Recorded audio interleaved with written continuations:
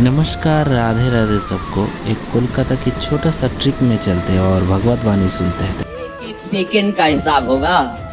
ये न समझना कि कोई देख नहीं रहा, सुन नहीं रहे, हम इतना कष्ट सह रहे हैं, देखो सामने वाले भजन नहीं करते, मौज से रह रहे, ऐसा नहीं। ये उपदेश जब होते हैं तो प्रश्न भी होते हैं कि कब तक सहें, कब तक सहें, क्या चाहिए। निहाल हो जाओगे, निहाल हो जाओगे। अब कृत्य कृत्य भयो, निहाल हो जाओ। ये कला सीखनी पड़ेगी, ये कला स्वीकृति करनी पड़ेगी, नहीं आप आगे परमार्थ में नहीं बढ़ पाएंगे।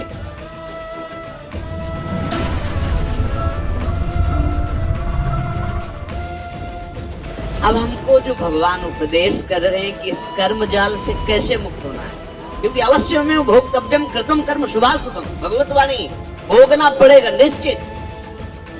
अब कोई ऐसा उपाय जो हम इन कर्मों के जाल से मुक्त हो सके।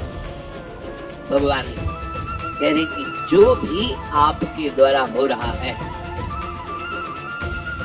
पहली बात तो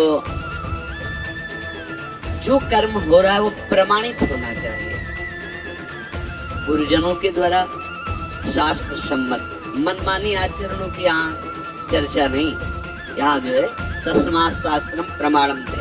आपका कोई भी कार्य बिना प्रमाण वाला नहीं होना चाहिए, मनमानी नहीं होना चाहिए। उसका प्रमाण किसी संत ने कहा है, आचार्य ने कहा है, गुरुदेव ने कहा है, भक्तों ने ऐसा कहा है, ऐसा हमारे बुजुर्गों ने कहा है, ये प्रमाणित होना चाहिए। अब उस कर्म का अनुष्ठान करते समय हमारे हृदय में लाभ की विशेष आकांक्षा होती है, उस कर्म की सफलता की विशेष आकांक्षा होती है। अगर आप प्रभु की इस वाणी को नहीं मानेंगे तो बहुत धोखा हो जाएगा हमसे, बहुत गलती हो जाएगी। जैसे जिसको लगता हो कि ये सुख दुख समय कृत्वा लाभा लाभो जया जयो, ये तो केवल विरक्तों के लिए भगवान कह रहे, ऐसा नहीं। देखो सबको लाभ इसमें है। एक विद्यार्थी है, वो विद्या अध्ययन करता है पास होने के लिए, पूरा प्रयास करता है। किसी कारणों से,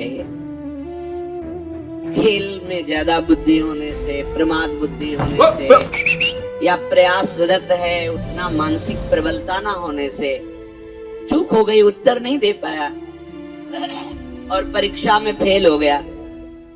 अब ये सूत्र उसको पता नहीं है, न घर वालों को पता है। अब उसे बोलते हैं कि इतना रुपया लगाया, इतनी फीस भरी और तू फेल हो गया, मानसिक उसके ऊपर दबाव डालते हैं।